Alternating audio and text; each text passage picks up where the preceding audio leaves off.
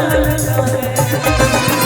पल भर में कैसे बदलते हैं रिश्ते, पल भर में कैसे बदलते हैं रिश्ते। हमको अपना पे प्यार लगता है, मेरा सहरा सुहाना लगता है। दुल्हन का तो दिल दीवाना लगता है, दूल्हे का सहरा सुहाना लगता है। दुल्हन का तो दिल दीवाना लगता है।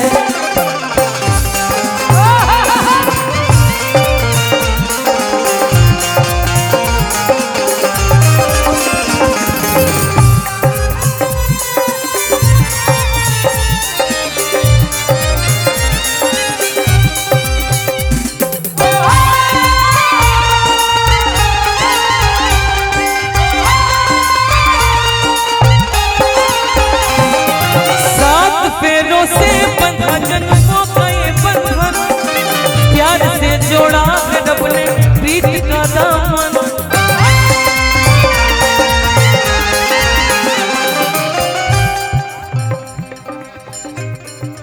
शिव शंकर यादव जी देवकुली बाबा की तरफ से बहुत पुरस्कार, हमारा संदीप सिंह जी की तरफ से बहुत पुरस्कार मिलल, हार्दिक अभिनंदन। ये पैसा ना आप सबके प्यार है, ये पैसा से हम लोग के रोजी रोटी चले रहे, हम तो सरियाम कही रहे। सात पैरों से बंधा जन्मों का ये बंधन, प्यार से जोड़ा है रब ने प्रीत का दामन।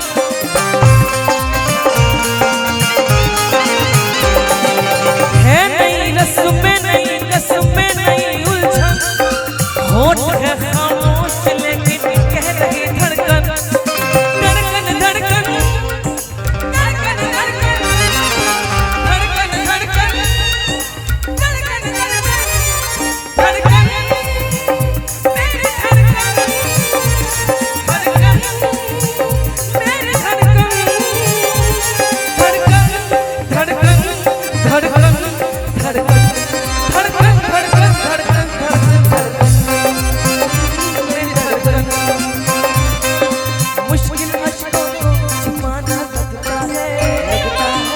मुश्किल अश्कों को छुपाना लगता है, दुल्हन का तो दिल दीवाना लगता है।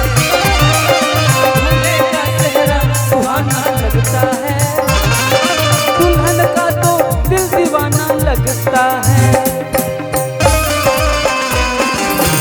क्या बात है उपेंद्र?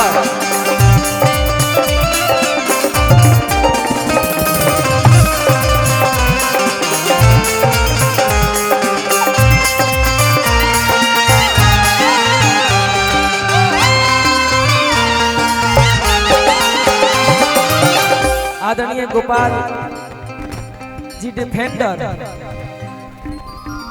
नामो ऐसने बा, बाबा की तरफ से 1001 रुपए का पुरस्कार। पैसा और बगली में जाई 1000 रुपया बगली में गइल बा और 10,000 मिल जाई कहीं से, तो कोट पैंट के आज पैसा आ जाए। और लाइट एगो कर दी, यूट्यूब वाले भैया लोग के बड़ी परेशानी हो रहा है, लाइट एगो कर दी, लाइट उजला कर दीजिए, एक लाइट कीजिए सिर्फ उजला लाइट। आज मेरी याद जाती है, याद जाती है, आज मेरी याद जाती है, आज शादी है मेरे, आज शादी है मेरे, आज मेरी याद जाती है, आज मेरी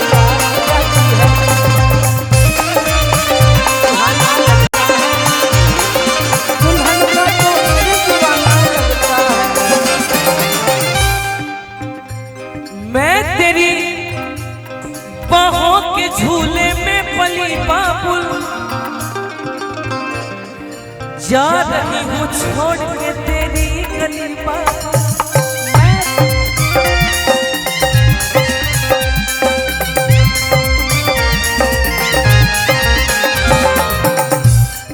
राउर छोट पाहु नमवा कहा पाहु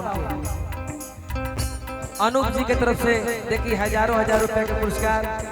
ये लक्ष्मी हैं और हम लोग माँ सरस्वती के पुत्र हैं, तो लक्ष्मी आती हैं तो सरस्वती। अच्छा राहुल दमाद, दिल से बहुत बहुत धन्यवाद।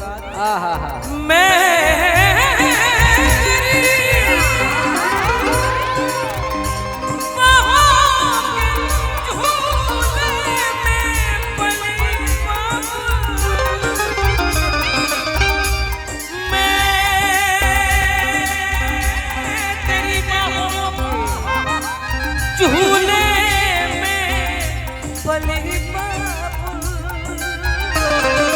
मैं तेरी बाहों के झूले में पली जा रही हूँ छोड़ के तेरी गली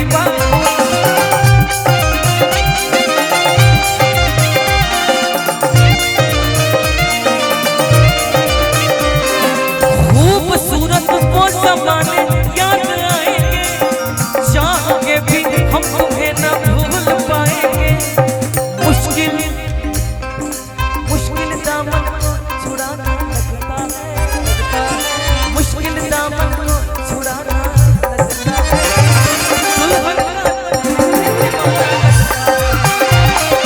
दूल्हे का चेहरा सुहाना लगता है, दुल्हन का तो दिल दीवाना लगता है।